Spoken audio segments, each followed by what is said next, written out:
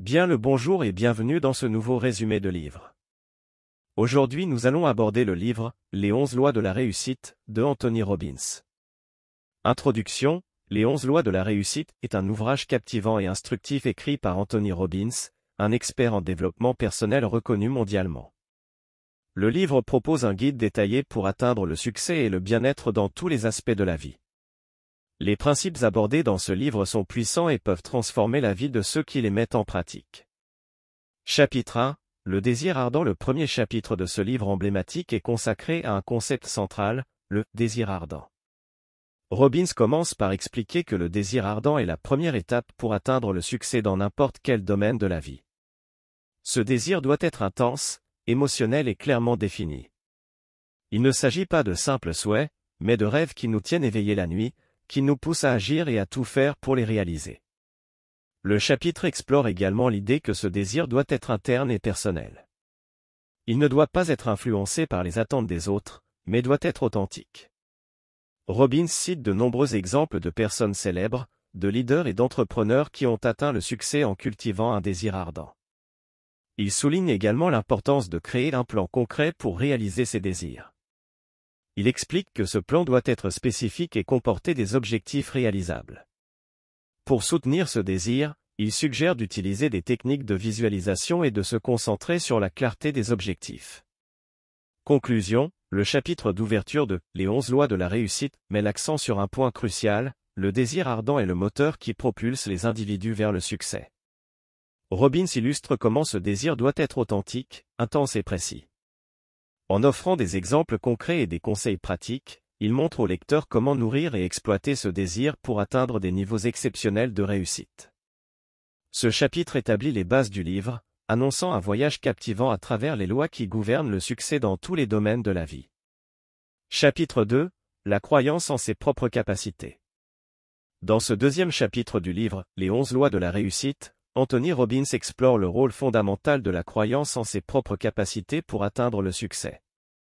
Il met en avant l'idée que si vous ne croyez pas que vous pouvez accomplir quelque chose, il est peu probable que vous fassiez les efforts nécessaires pour y parvenir. Robbins commence par expliquer que nos croyances sont la base de nos actions. Si vous croyez que vous pouvez réussir, vous serez plus enclin à prendre des risques, à travailler dur et à persévérer. En revanche, si vous croyez que l'échec est inévitable, vous serez moins motivé et vous n'investirez pas suffisamment d'efforts. Il examine également le concept d'identité personnelle.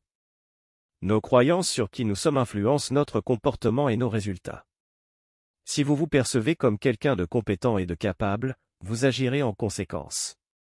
Pour aider les lecteurs à renforcer leur croyance en leurs capacités, Robbins propose plusieurs exercices et techniques, dont l'auto-évaluation, l'analyse des croyances limitantes et la création d'une vision positive de soi. En conclusion, ce chapitre établit un lien essentiel entre la croyance en ses propres capacités et la réalisation du succès. Robbins encourage les lecteurs à remettre en question leurs croyances limitantes et à travailler sur une vision positive de soi. Il insiste sur le fait que la croyance en ses propres capacités est une étape cruciale vers le succès et que l'on peut la cultiver et la renforcer. Chapitre 3, La science de la réalisation de vos désirs.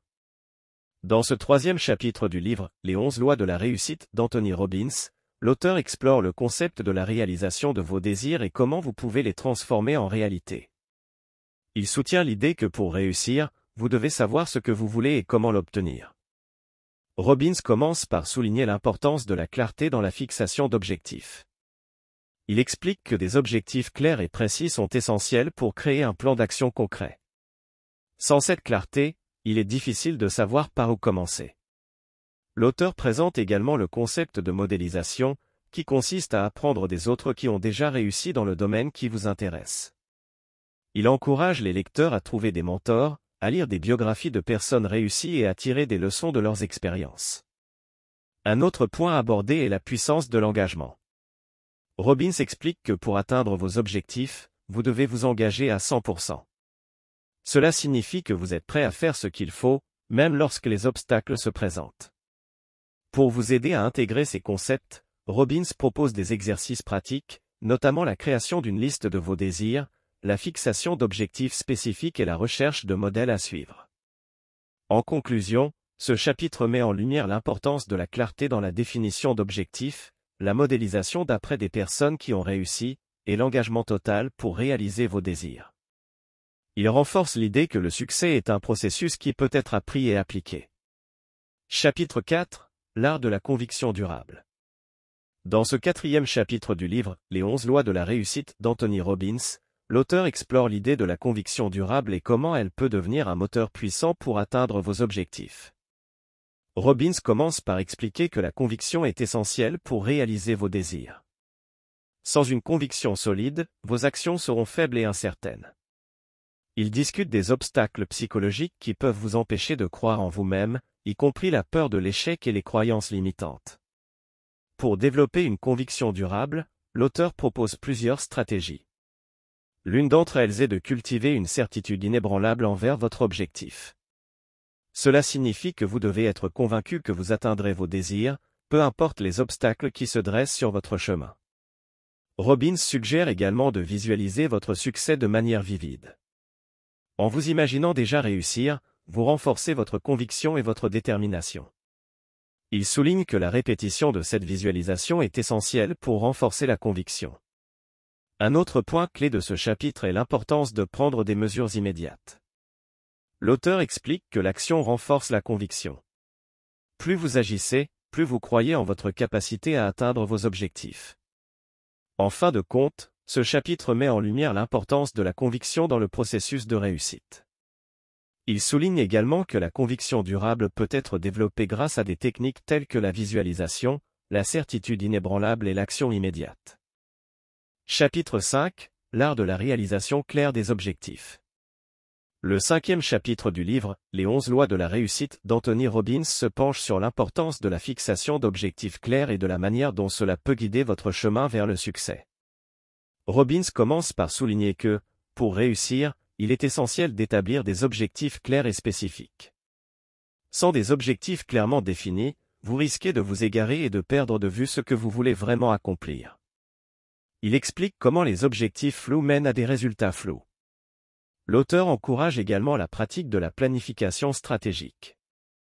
Il explique comment décomposer de grands objectifs en étapes plus petites et réalisables peut rendre le chemin vers la réussite plus gérable. Robbins aborde la puissance de la concentration. Il explique que pour réaliser vos objectifs, il est crucial de se concentrer sur ce qui est vraiment important et d'éliminer les distractions. La concentration soutenue sur vos objectifs accélérera votre réussite.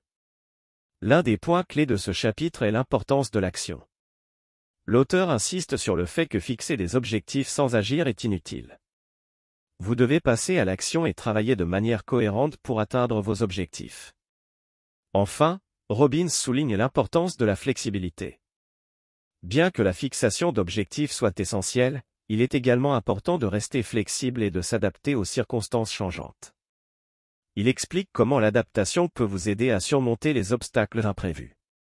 En résumé, ce chapitre met en lumière l'importance de la fixation d'objectifs clairs, de la planification, de la concentration, de l'action et de la flexibilité pour atteindre le succès. Ces éléments forment un ensemble puissant pour réaliser vos rêves. Chapitre 6. La loi de l'attraction. Le 6e chapitre du livre « Les 11 lois de la réussite » d'Anthony Robbins explore la puissante notion de la loi de l'attraction et comment elle peut influencer votre succès. Robbins commence par expliquer que la loi de l'attraction repose sur le concept selon lequel vous attirez dans votre vie ce sur quoi vous vous concentrez. En d'autres termes, si vous émettez des pensées positives et que vous vous concentrez sur vos objectifs de manière optimiste, vous attirerez des résultats positifs. L'auteur souligne l'importance de la visualisation. Il encourage les lecteurs à imaginer clairement leurs objectifs atteints, à ressentir les émotions liées à cette réalisation et à maintenir cette vision positive dans leur esprit.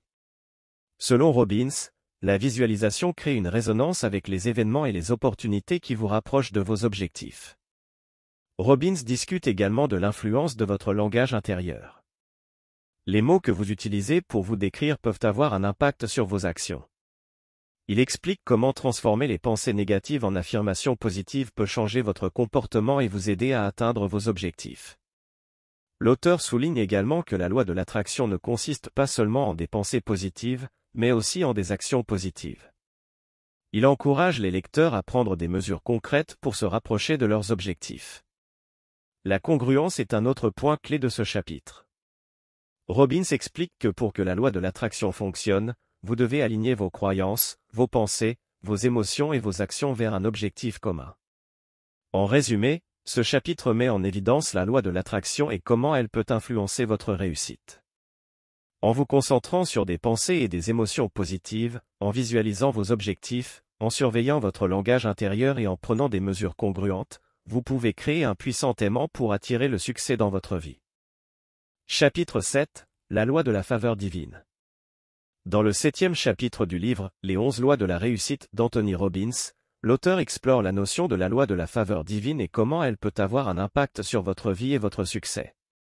Anthony Robbins commence par expliquer que la loi de la faveur divine ne se limite pas à une interprétation religieuse, mais qu'elle englobe une croyance en quelque chose de plus grand que soi.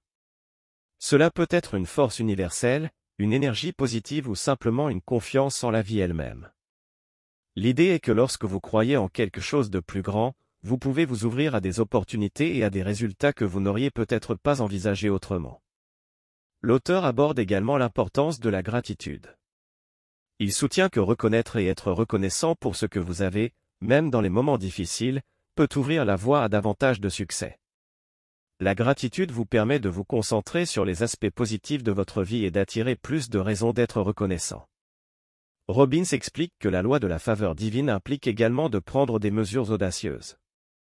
Cela signifie sortir de votre zone de confort, prendre des risques calculés et saisir les opportunités qui se présentent. L'auteur met en évidence l'importance de la foi dans la loi de la faveur divine.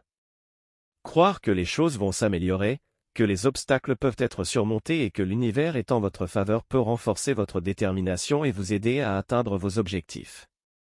En fin de compte, ce chapitre encourage les lecteurs à adopter une attitude de gratitude, à croire en quelque chose de plus grand et à agir avec audace pour saisir les opportunités qui se présentent. La loi de la faveur divine n'est pas basée sur la chance, mais sur une attitude positive et une action délibérée. Chapitre 8. La loi du don inestimable. Dans le 8e chapitre de « Les 11 lois de la réussite » d'Anthony Robbins, l'auteur explore la notion de la « loi du don inestimable » et comment donner sans attendre en retour peut transformer votre vie et votre succès. Anthony Robbins commence par expliquer que la loi du don inestimable consiste à donner de tout cœur, sans attendre de récompense ou de retour immédiat. Il suggère que lorsque vous donnez de manière désintéressée, vous créez une énergie positive qui revient souvent de manière inattendue. L'auteur encourage les lecteurs à trouver des moyens de donner de leur temps, de leur argent, de leur expertise ou de leur amour aux autres. Il soutient que ce geste de générosité renforce votre propre estime de vous, votre bien-être émotionnel et, finalement, votre réussite. Robbins explique également que la loi du don inestimable ne se limite pas à des dons matériels. Il s'agit également de donner de l'attention, de l'écoute et de l'empathie. En investissant dans des relations positives, en aidant les autres à résoudre leurs problèmes et à atteindre leurs objectifs, vous créez un cercle vertueux qui revient en votre faveur.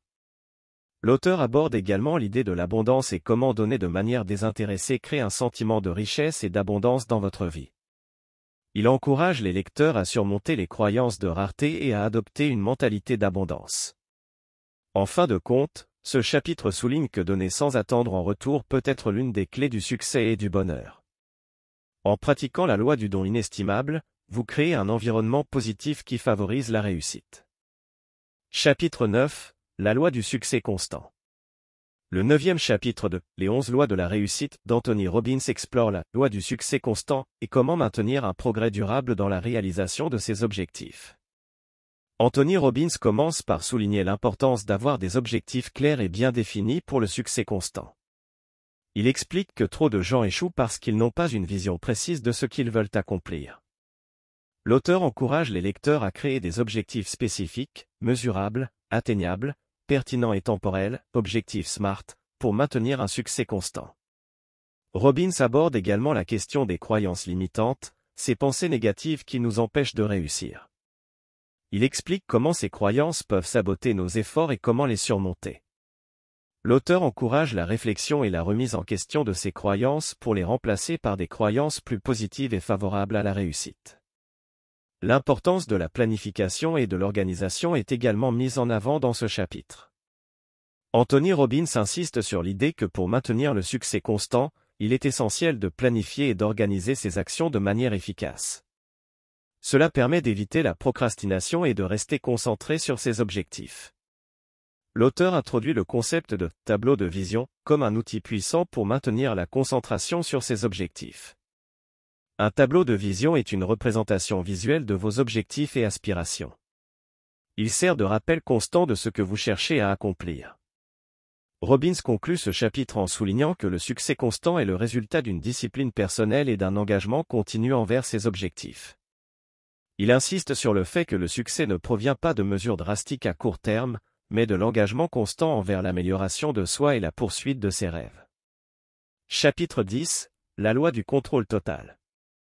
Dans le 10e chapitre de « Les 11 lois de la réussite » d'Anthony Robbins, intitulé « La loi du contrôle total », l'auteur explore le concept de maîtrise de soi et du contrôle sur notre destin. Robbins commence par expliquer que la plupart des gens vivent leur vie en réagissant aux circonstances plutôt qu'en prenant le contrôle de leur destin. Il soutient que le contrôle total signifie être capable de gérer ses émotions, ses pensées et ses actions de manière à atteindre ses objectifs. Cela nécessite une discipline personnelle et une conscience de soi. L'auteur met l'accent sur l'importance de la gestion des émotions, notamment en évitant de se laisser submerger par des émotions négatives telles que la peur, la colère ou la frustration. Il encourage les lecteurs à développer des mécanismes pour gérer ces émotions de manière productive. Anthony Robbins aborde également la question de la procrastination et comment elle peut entraver le succès. Il explique que le contrôle total de soi implique la capacité de prendre des décisions et de passer à l'action, même lorsque cela peut sembler inconfortable. Le chapitre met également en avant l'idée de la visualisation comme un outil puissant pour atteindre le succès. Robbins explique comment la visualisation peut aider à programmer l'esprit pour le succès en imaginant clairement ses objectifs. Enfin, l'auteur insiste sur le fait que le contrôle total ne signifie pas que vous devez tout contrôler. Il encourage la flexibilité et l'adaptabilité tout en maintenant un contrôle total sur ses réponses aux circonstances. En résumé, ce chapitre porte sur la nécessité de prendre le contrôle de sa vie, de gérer ses émotions, de surmonter la procrastination, de visualiser ses objectifs et de rester flexible tout en poursuivant ses rêves. Chapitre 11 – La loi du but ultime. Dans le 11e chapitre de « Les 11 lois de la réussite » d'Anthony Robbins, intitulé « La loi du but ultime », l'auteur explore le concept du but ultime dans la vie et comment cela peut impacter votre succès. Robbins commence par souligner que la plupart des gens passent leur vie à poursuivre des objectifs à court terme, mais pour réussir de manière significative, il est essentiel d'avoir un but ultime, une vision à long terme. Il explique que le but ultime donne un sens à nos actions et nous pousse à travailler dur malgré les obstacles. L'auteur met l'accent sur l'importance de la clarté dans la définition de ce but ultime. Plus il est clair et précis, plus il est puissant. Il encourage les lecteurs à se demander ce qu'ils veulent vraiment dans la vie et pourquoi cela est important pour eux. Anthony Robbins discute également de l'importance de la passion dans la poursuite de ses objectifs. Lorsque vous avez un but ultime qui vous passionne, il est beaucoup plus facile de maintenir la motivation et de surmonter les obstacles. Il explique que le but ultime n'est pas figé, mais peut évoluer avec le temps à mesure que vous grandissez et évoluez. Il encourage la réflexion régulière sur ses objectifs et la mise à jour de son but ultime en conséquence. Robbins explore également l'idée que le but ultime ne concerne pas seulement votre succès personnel, mais doit également être lié au service aux autres. Il soutient que le véritable succès est en grande partie déterminé par la valeur que vous pouvez apporter aux autres. En fin de compte, ce chapitre souligne l'importance de la vision à long terme, de la passion et du service aux autres dans la poursuite du succès. Il encourage les lecteurs à réfléchir profondément à leur propre but ultime et à s'engager à le poursuivre avec détermination. Chapitre 12 – La loi de la clarté. Dans le 12e chapitre de « Les 11 lois de la réussite » d'Anthony Robbins, intitulé « La loi de la clarté », l'auteur explore comment la clarté de nos objectifs et de nos intentions peut grandement influencer notre succès. Robbins commence par souligner que la clarté est essentielle pour atteindre nos objectifs. Il affirme que trop de gens n'obtiennent pas ce qu'ils veulent parce qu'ils ne sont pas clairs sur ce que cela signifie vraiment pour eux. Il encourage les lecteurs à définir leurs objectifs de manière précise et à déterminer ce que cela signifie dans leur vie. L'auteur discute également de l'importance de la clarté de la communication. Pour réussir, il est crucial de savoir comment communiquer clairement ses désirs, besoins et intentions aux autres. Il met en lumière l'importance de comprendre les besoins et les valeurs des autres pour établir une communication efficace. Robbins explore le concept de la réalité subjective et comment nos croyances et nos valeurs personnelles influencent notre perception de la réalité. Il explique que nous avons tous des croyances qui peuvent être limitantes, et il encourage les lecteurs à identifier et à remettre en question ces croyances pour atteindre la clarté. Un autre point clé de ce chapitre est le concept de congruence, c'est-à-dire l'alignement de nos actions avec nos intentions. Lorsque nos actions sont congruentes avec nos objectifs, nous sommes plus susceptibles d'atteindre la réussite. En fin de compte, Anthony Robbins met en évidence que la clarté de nos objectifs, de notre communication, de nos croyances et de nos actions est essentielle pour réussir dans tous les aspects de la vie. Il encourage les lecteurs à travailler sur cette clarté pour débloquer leur plein potentiel. Chapitre 13, la loi de l'objectif stratégique. Dans le chapitre 13 de « Les 11 lois de la réussite » d'Anthony Robbins, intitulé « La loi de l'objectif stratégique », l'auteur se penche sur l'importance de définir des objectifs stratégiques pour diriger sa vie vers le succès.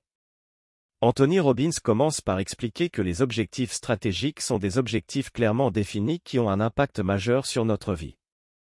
Ils vont au-delà des simples souhaits ou des résolutions, et ils sont conçus pour créer des changements significatifs. L'auteur propose un processus en 4 étapes pour établir des objectifs stratégiques. 1. Définir clairement vos objectifs. Il encourage les lecteurs à être précis sur ce qu'ils veulent accomplir. Plus l'objectif est clairement défini, plus il est facile de le poursuivre. 2. Déterminer pourquoi. Robbins souligne l'importance de comprendre pourquoi vous voulez atteindre cet objectif. La motivation est renforcée lorsque vous avez une raison puissante derrière vos actions. 3. Identifier les obstacles. Il invite les lecteurs à anticiper les obstacles qui pourraient se présenter et à élaborer des plans pour les surmonter. Cela permet de maintenir le cap malgré les difficultés. 4. Développer un plan d'action. L'auteur insiste sur l'importance de créer un plan concret et réalisable pour atteindre ses objectifs. Il met en lumière l'importance de passer à l'action de manière cohérente. Robbins parle également de l'importance de se fixer des objectifs qui couvrent tous les aspects de la vie, y compris la santé, les relations, les finances, la carrière et le développement personnel. Il explique comment cette approche holistique peut mener à un succès équilibré. Il souligne l'impact des croyances et de la psychologie sur la poursuite des objectifs stratégiques, et comment changer ces croyances peut aider à surmonter les obstacles. En fin de compte, ce chapitre met en lumière le fait que la création d'objectifs stratégiques et la poursuite déterminée de ceux-ci sont essentielles pour atteindre la réussite. Il s'agit d'une étape cruciale sur le chemin de la maîtrise de sa vie. Chapitre 14, la loi de la grâce personnelle. Le chapitre 14 de « Les 11 lois de la réussite » d'Anthony Robbins, intitulé « La loi de la grâce personnelle », explore un concept fondamental, l'importance de se pardonner à soi-même et d'accorder de la grâce personnelle pour avancer vers le succès. Anthony Robbins commence par mettre en lumière à quel point il est courant que les individus se critiquent et se jugent sévèrement. Il explique que cette attitude peut être extrêmement néfaste et entraver la poursuite du succès. La grâce personnelle, selon Robbins, consiste à se pardonner pour ses erreurs et à se donner la permission d'être imparfait. L'auteur explore plusieurs points essentiels dans ce chapitre. 1. La culpabilité et le succès. Il souligne que la culpabilité et l'autocritique excessive peuvent saboter nos efforts pour réussir. En se blâmant continuellement pour des erreurs passées, on s'empêche d'avancer. 2. Le pouvoir de la grâce personnelle. Robbins met en avant la capacité de la grâce personnelle à libérer l'énergie mentale et émotionnelle pour se concentrer sur des objectifs futurs. Elle permet de faire table rase du passé et de se donner la possibilité d'apprendre de ses erreurs. 3. L'importance de l'estime de soi. L'auteur explique comment la grâce personnelle est liée à l'estime de soi. Plus vous pardonnez vos erreurs, plus vous renforcez votre estime de vous-même. 4. La responsabilité et l'apprentissage. Robbins encourage les lecteurs à prendre la responsabilité de leurs actions passées, à tirer des leçons de leurs erreurs et à avancer de manière plus consciente. L'idée principale de ce chapitre est que pour réussir, il est essentiel de cultiver la grâce personnelle. Cela permet de se libérer du fardeau de la culpabilité et de l'autocritique, et de se concentrer sur l'avenir avec une attitude positive et bienveillante envers soi-même. Chapitre 15. La loi de la contribution et de la générosité. Dans le chapitre 15 de « Les 11 lois de la réussite » d'Anthony Robbins, intitulé « La loi de la contribution et de la générosité », l'auteur explore l'idée que donner est une composante essentielle de la réussite. Il met en avant le concept que contribuer et être généreux avec les autres apporte non seulement du bonheur, mais aussi des bénéfices à long terme pour soi-même. Voici les points clés de ce chapitre. 1. Le pouvoir de donner. Anthony Robbins souligne que donner sans attendre en retour est une action puissante. Cela peut revigorer notre esprit, renforcer notre sentiment d'accomplissement et améliorer notre bien-être émotionnel. 2. L'impact sur la réussite. L'auteur explique que la générosité envers les autres, que ce soit sous forme de temps, d'argent, de compétences ou d'attention, peut ouvrir des portes dans la vie. Il peut créer des opportunités et des connexions qui favorisent la réussite. 3. La contribution comme source de sens. Robbins aborde la notion que contribuer aux autres donne un sens à notre vie. Cela peut aider à combattre le cynisme et à renforcer notre motivation pour atteindre nos objectifs. 4. Le cercle vertueux de la générosité. L'auteur encourage les lecteurs à créer un cercle vertueux de générosité. En donnant, vous recevez en retour, ce qui encourage un état d'esprit positif et altruiste. 5. L'alignement avec ses valeurs. Enfin, Robbins souligne que la contribution et la générosité devraient être en accord avec nos valeurs et nos passions personnelles pour être authentiques et significatives.